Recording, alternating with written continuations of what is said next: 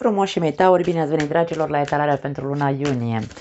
Așa cum v-am anunțat în ultimul material, am hotărât să schimb modul în care fac etalările și am hotărât să fac crucea celtică așa cum făceam acum 2-3 ani în urmă.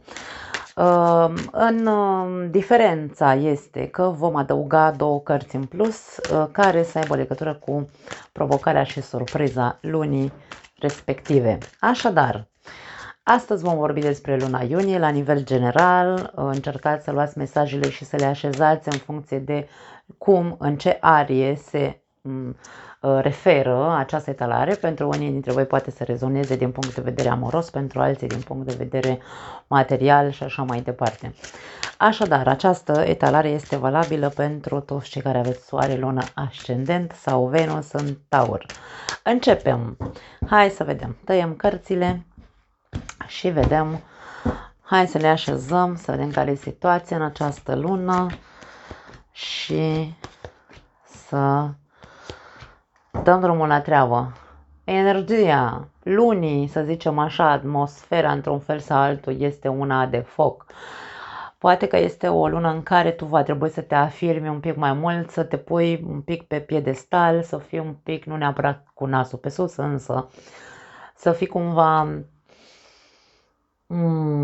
încrezător în puterile tale, pentru că regina de bâte este partea, hai să numim femininul magicianului, și sub regina de bâte avem magicianul. Ce să vezi? Ca și cum ți se spune că tu ai puterea să scoți toate armele din dotare în această perioadă, să fii hotărât în ceea ce vrei să faci în această lună, să te ții ferm pe poziție și să crezi. Să crezi, pentru că încrederea reprezintă, regina de bâte reprezintă încrederea în forțele proprii. Da. Bun, hai să vedem care e situația în luna iunie. 6 de spade ne arată faptul că probabil ori vei ajunge la liman într-o anumită situație din viața ta, ori e momentul să pleci dintr-un loc în care nu te mai simți, unde simți că nu mai aparții, pentru că te simți rănit acolo, poate ai trăit multe momente neplăcute în acel loc în ultima perioadă, ceva, este o agitație cumva care ne arată faptul că ar trebui să te îndrepți către liniște, da? Foarte interesant. Hai să vedem la ce se referă. 10 de monede, foarte tare, asemănător cu wow, deci au ieșit aceleași cărți la berbec, atenție mare. Dacă aveți de-a face cu un berbec, acolo am văzut conflicte. La tine ce văd ca poziție a cărții în luna iunie, la tine ce văd este îndepărtarea de conflicte. Aici ca și cum părăsește locul în care te simți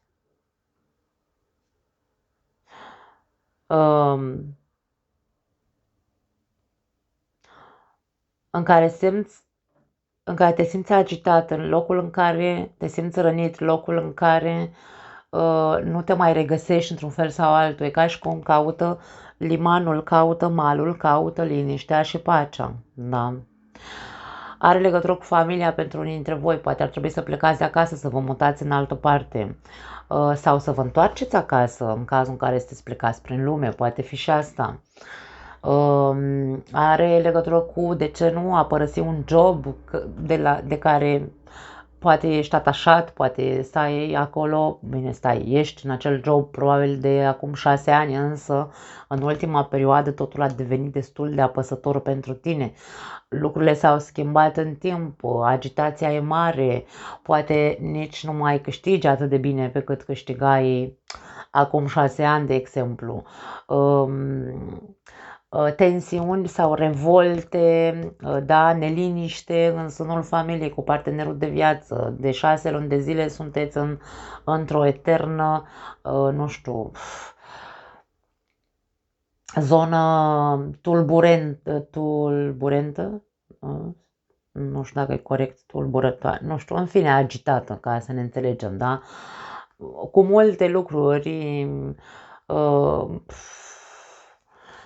care cumva trebuiesc, îmi vine să spun, nu evitată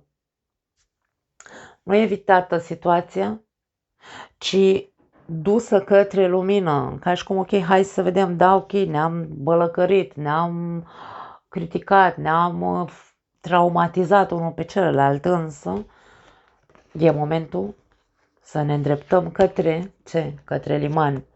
Suntem o familie în continuare? Da. Avem mulți ani de când suntem împreună? Da. Vrem să fim împreună? Aici fiecare trebuie să știe dacă merită relația asta să meargă mai departe sau nu. Dacă jobul ăsta merită sau nu să mai rămâi în el sau da.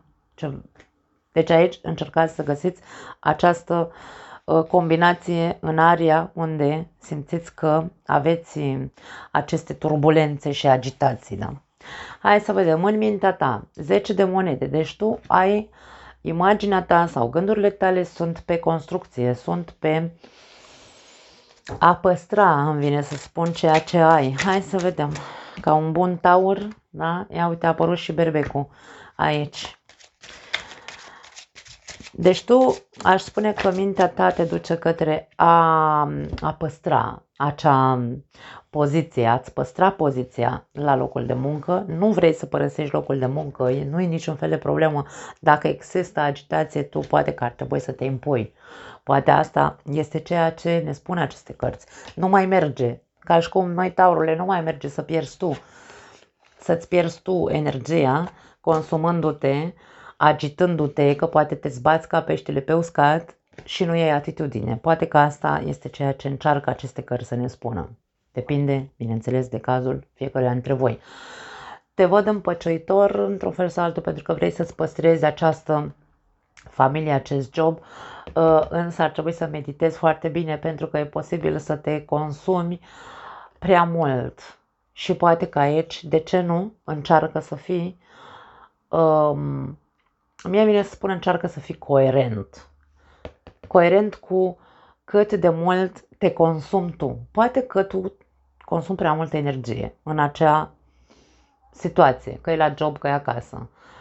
Poate consumi prea multă energie. Poate ar trebui să bați cu pumnul masă. Împăratul are acest drept sau își alocă acest drept, da. În loc să stai să-ți bați capul și să gândești și să te răzgândești și să zici, aoleu, nu știu cum să fac, mă chinuie, nu găsesc o soluție, sunt terminată aici, da? 4 de spade ne arată ca și cum ar fi o preocupare sau o cheltuire de energie, atât mentală cât și fizică, în a găsi o soluție încât poate că nu-mi dau seama că cea mai bună soluție, dacă eu tot vreau să susțin această familie sau să rămână în viața mea această familie sau acest job și trebuie să învăț să-mi disciplinez mintea și să nu mă consum pe degeaba și să mă bat ca peștele pe uscat, ci să iau atitudine. Cam asta este. Când tu îți cunoști drepturile, când tu știi cine ești în casa ta, când tu știi cât de mult oferi, pentru că împăratul oferă ce? Susținere. Susținere materială, susținere o bază solidă în această, e stâlpul casei într-un fel sau altul, da? Să zicem. Când tu știi că ești stâlpul casei, de ce te dai peste cap să faci poate mai mult decât ar trebui să faci? Dacă tu știi că ești stâlpul acelei firme în care lucrezi, de ce te zbați ca peștele pe uscat și nu îți ceri acele drepturi, da, pe care știi că le meriți? Că de-aia spun că tu te consumi cumva aici degeaba, însă nu e atitudine. Nu pot să spun altceva. Foarte tare. În subconștient, 8 de spade, ești cumva așa, ca și cum tu singur, atenție că tu singur te învârți într-un fel de cerc vicios pe negativ din punct de vedere mental. E ca și cum nu cred că o să pot să rezolv problema asta, nu văd cum să ies din asta, nu văd cum să ajung la mal, da? 8 de cupe, uite, nu? Tu tu inclusiv în interiorul tău știi că blocajul sau impotența pe care o simți acum este pentru că tu ai făcut, cum spun, întotdeauna ai acționat din punctul de zonă de confort. Dacă tu ai tăcut și ai înghițit sau ai stat și te-ai zbătut ca peștele pe uscat, a fost pentru că era zona ta de confort. Acel job îți aducea un beneficiu, acea relație îți aducea o structură, să zicem așa, într-un fel sau altul, și ai rămas acolo din obișnuință, din plictiseală, nu contează, mă plictisesc că asta e, las, că o să fie o perioadă mai bună, una mai rea, însă nu e despre asta. Deci tu singur ți-ai construit propria capcană, vine să spun. Și de aia, în momentul de față, în loc să stai așa chitic pe loc, pune mâna și acționează aici cumpărat. Acționează, impune-te, spune ce ai de spus. Ia uite câtă încărcătură ai. Deci tu singur ți le-ai pus pe toate încărcă, tu singur ai provocat ceea ce trăiești în momentul de față. Nimeni altcineva. Așa cum tu singur ai intrat în toată acest cerc vicios din cauza zonei de confort, din cauza că ți se oferea o zonă de confort, fie casă, fie job, așa trebuie să fii tu cel care ia atitudine și trece la acțiune, să iasă din propria capcană pe care singur și-a creat-o. Nu pot să spun altceva. Așadar, nu-ți rămâne altceva decât să acționezi. Dacă tu vrei să se întâmple ceva în viața ta, să ajungi să fii în sfârșit calm, să fie liniște, pace, să rămâi în continuare în sânul acestei familii sau în sânul acelei firme, tu va trebui să acționezi. Ceva trebuie să faci. Ori pleci, ori te impui, dar nu mai poți să susții în continuare același gen de cerc vicios cu, vezi, Doamne, nu că e zona mea de confort, nu că e familia mea, cum să părăsesc, nu că este jobul meu de acum 6 ani, 60 de ani, nu mă interesează, da? Cum să plec de acolo? Aoleu, aoleu. Deci aici e despre tine, despre ce tip de atitudine ar trebui să ai de acum înainte. În trecut, 10 de cupe, ia uite. În trecut te vedem foarte ok, adică tu chiar ai fost foarte ok, te simțeai ca la tine acasă, te simțeai împlinit în acea familie, fericit, în acea firmă și așa mai departe. Cavaler de cupe, ok, și mai avem două cărți, Regina de spade și 6 de monede, totul era ca și cum mergea ca pe roate în trecut. De câte ori aveați de discutat lucruri, aici exista un echilibru între minte și inimă, puteați să negociați, vorbeați, nu știu, se ajungea la pact, era totul cumva o armonie. Acum nu mai e același lucru. Inclusiv, insist, că e vorba de familie, că e vorba de job, aici aceasta a fost atmosfera în trecut. Acum s-au stricat. De ce? Pentru că tu n-ai știut să iei atitudine atunci când trebuia să iei atitudine și va trebui să iei atitudine acum ca să poți să ieși din încurcătura în care singur te-ai băgat aici.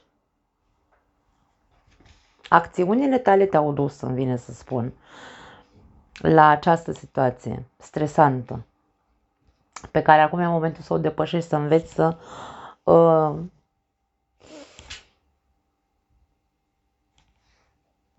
să ajungi la liniște și pace. Pentru că tu nu ești deloc ok.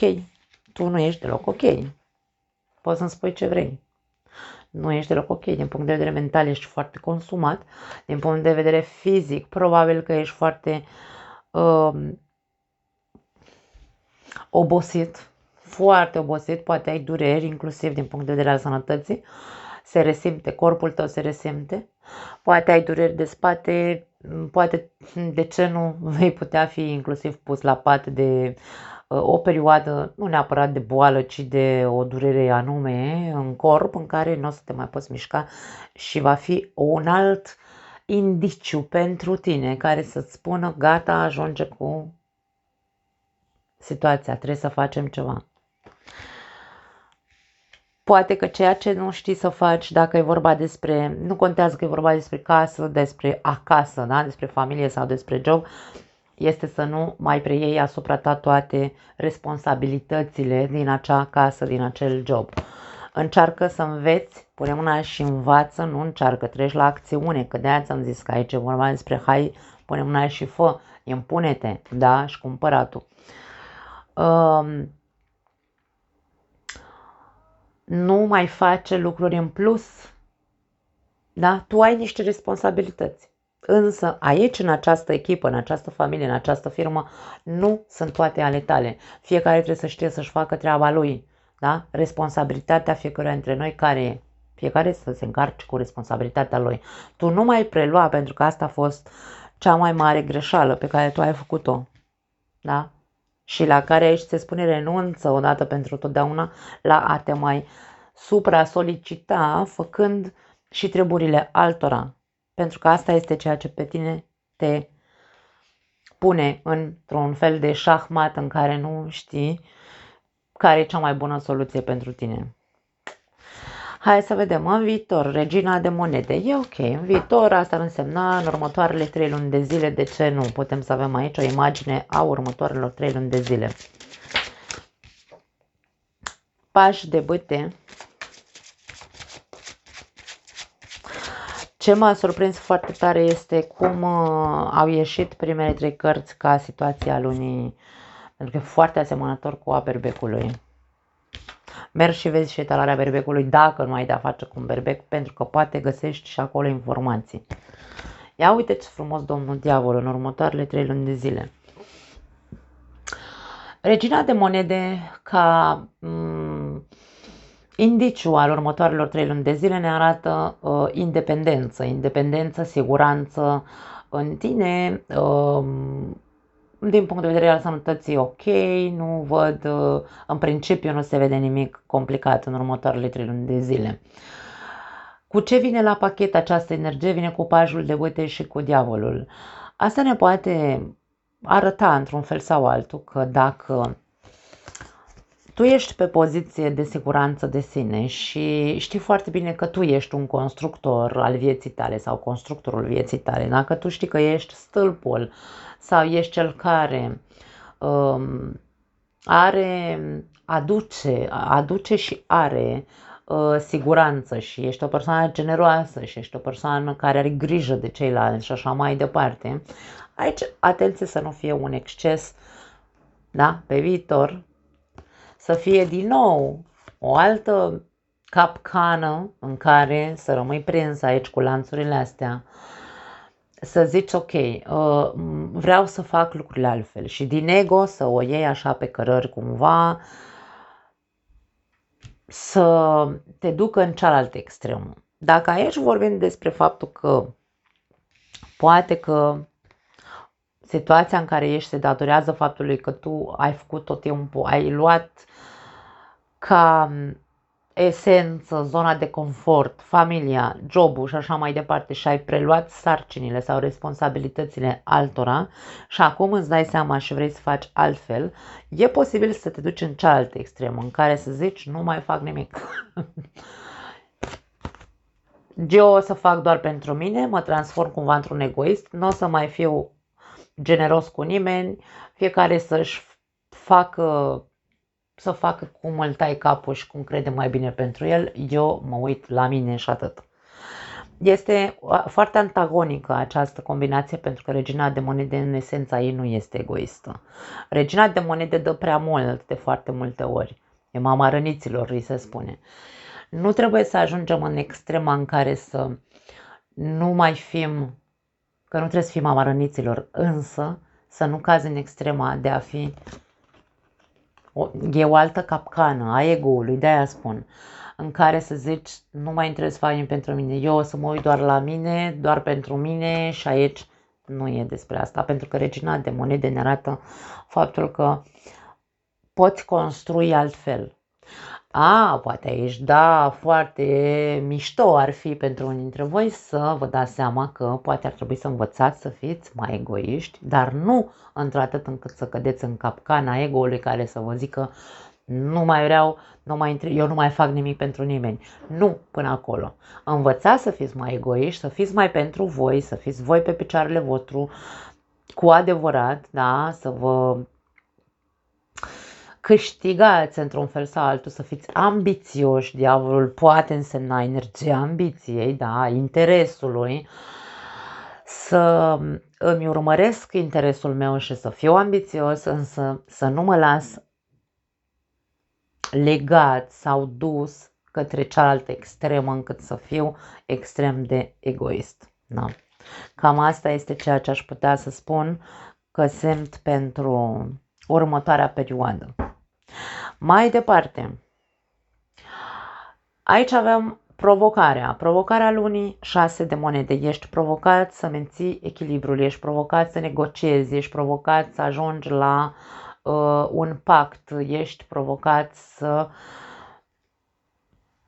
existe o reciprocitate între tine și celelalte, ca și cum nu putem să funcționăm în extreme, ești provocat să nu funcționezi în extreme, nici să fii prea generos și să nu vină nimic către tine, să nu ai un feedback, însă nici să fii zgârcit, pentru că aici avem și imaginea zgârcitului și imaginea generosului în același timp, da? În 6 de monede.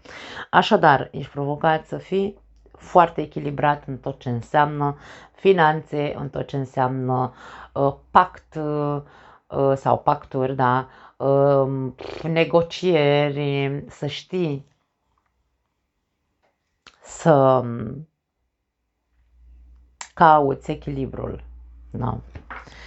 Hai să vedem. Și bineînțeles să știi cine merită generozitatea ta și cine nu. Pentru că e foarte important să înțelegem acest aspect din 6 de monede, ok? Hai să vedem cu ce vine. Ia uite. Același 8 de spade pe care îl văd în subconștientul tău.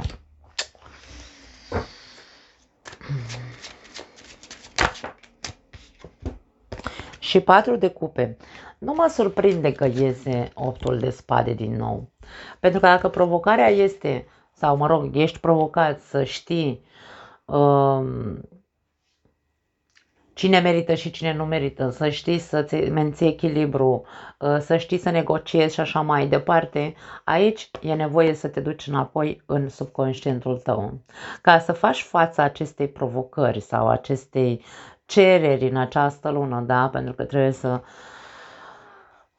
să știi să faci față acestei provocări, acestei cerințe de echilibru și de generozitate și feedback în același timp, da? Reciprocitate.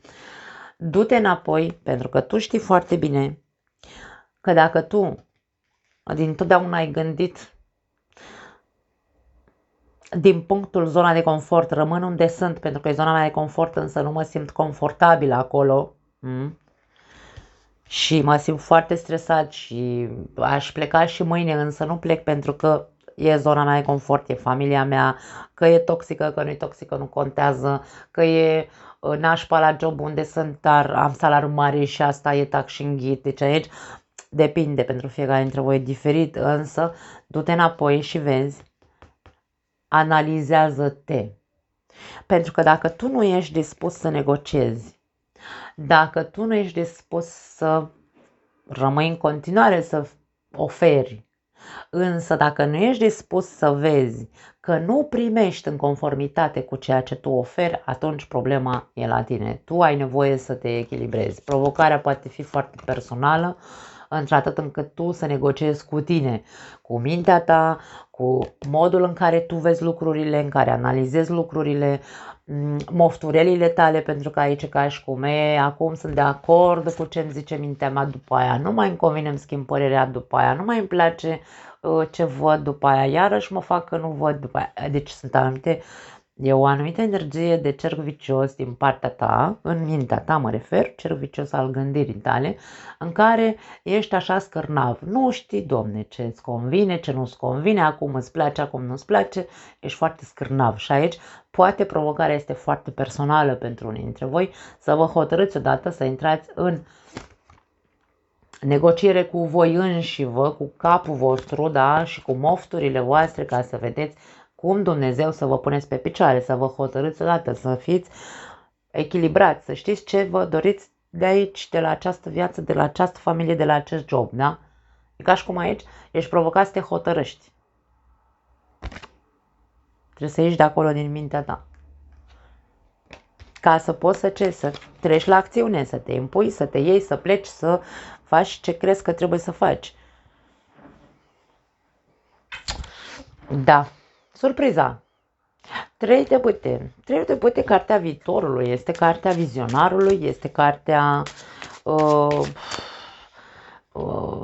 The Big Picture, este cartea celui care vede întregul tablou sau ar trebui să vadă întregul tablou. Avem Paj de spade, foarte tare. Și turnul, wow. Bun. Turnul este o surpriză în sine, da? Vine cu o surpriză. Dar eu aș spune că nu o să fie atât de mare surpriză. Surpriza este că vei primi o mare lecție de la univers, pardon, mie nu-mi place să vorbesc despre destin, nu cred în destin sau în soartă. Da, cred că există ceva undeva, nu știu, undeva în stele e scris ce trebuie să facem și cum trebuie să ne comportăm în această viață, însă nu avem acces la acel ceva, nu știm, trebuie să căutăm. Aici, faptul că vorbim despre o surpriză, surpriza este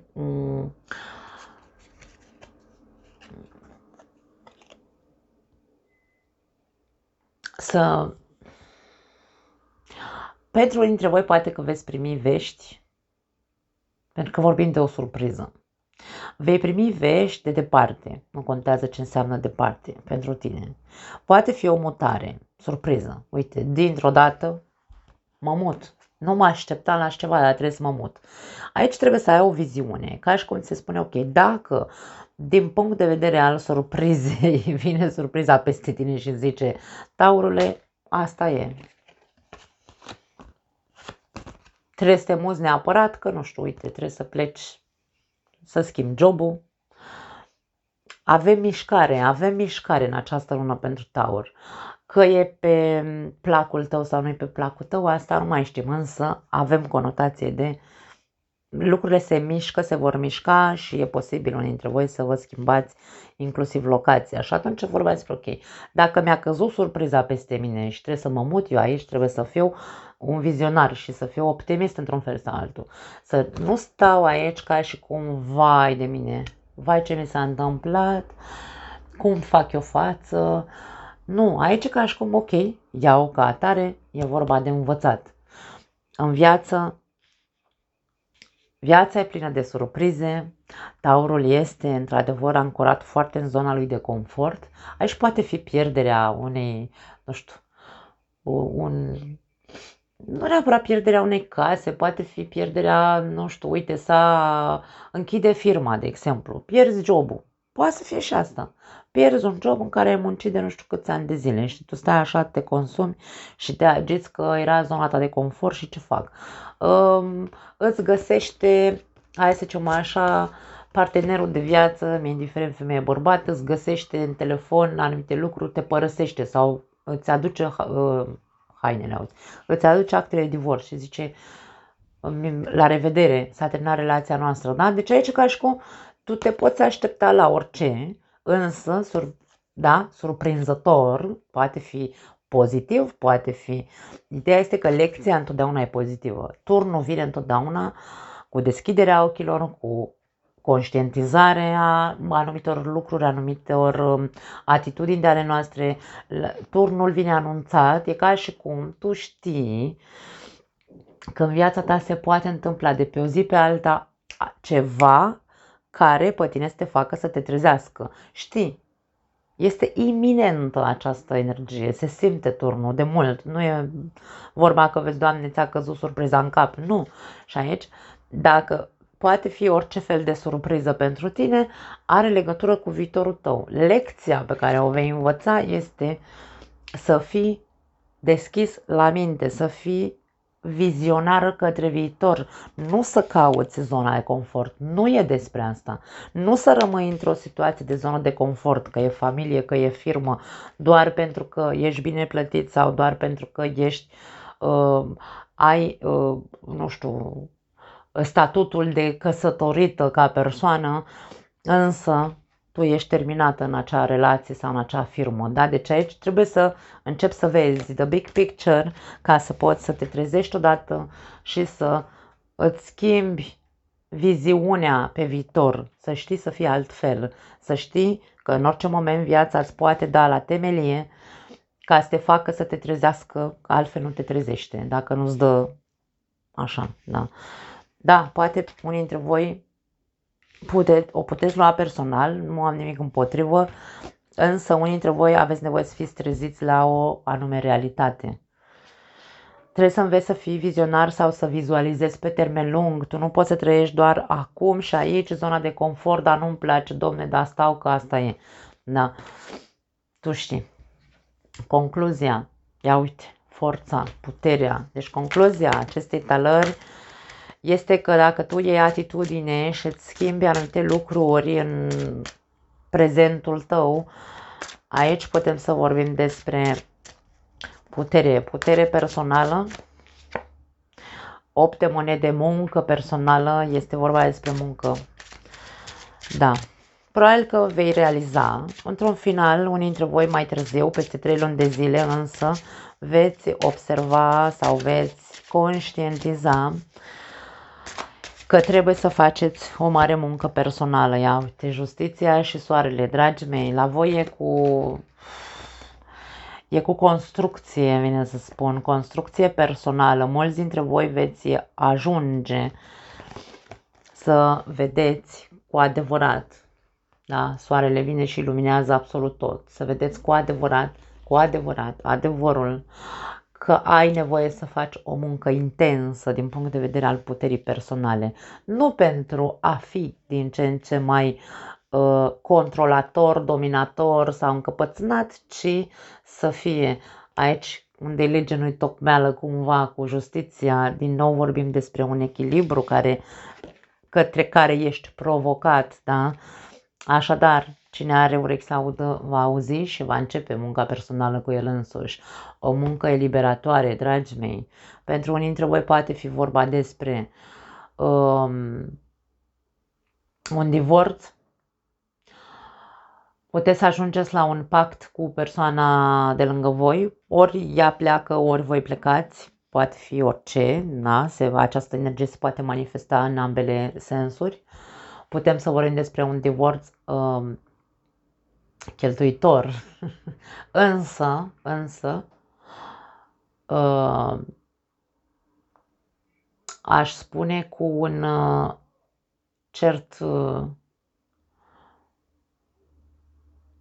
cu o certă corectitudine, da.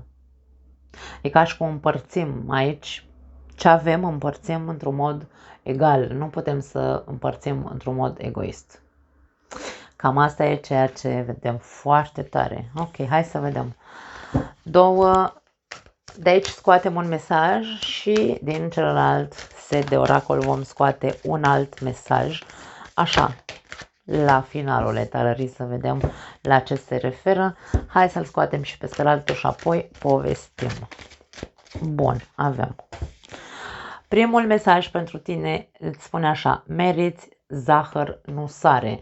Deci e ca și cum tu trebuie să înveți să-ți îndulcești un pic viața, trebuie să înveți să... un fel de echilibru între sare și zahăr, nu trebuie să fie nici prea dulce totul, dar nici foarte sărat. Deci din nou vorbim aici despre reciprocitate, avem două mâini, da? Aici avem două mâini, justiția, echilibru, tot ce arată un soi de reciprocitate. Să fie 50-50, sare și zahăr în viața ta. Meriți zahăr, nu sare, dar să nu fie în exces. Da? Atenție! Eu nu știu de ce simt la voi că e vorba despre echilibru. Următorul sau ultimul mesaj este pace. Am început cu du-te, pleacă, du-te către liniște, pace, caută pacea și liniștea în viața ta. Terminăm cu acest card care vorbește despre pace. Aici avem imaginea celui care, de ce nu aici, putem să vorbim năravul ăsta cu care tu ești obișnuit să mergi în viață, să preiei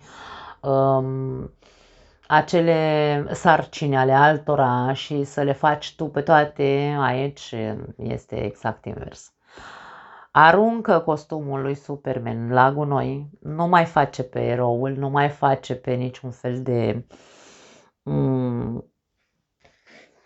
erou, hai să zicem așa, rămânem aici la erou, ci pur și simplu descotorosește-te de tot ceea ce nu stă în mâinile tale, tu fă treaba ta, munca ta și atât. Atât în relație cât și la job.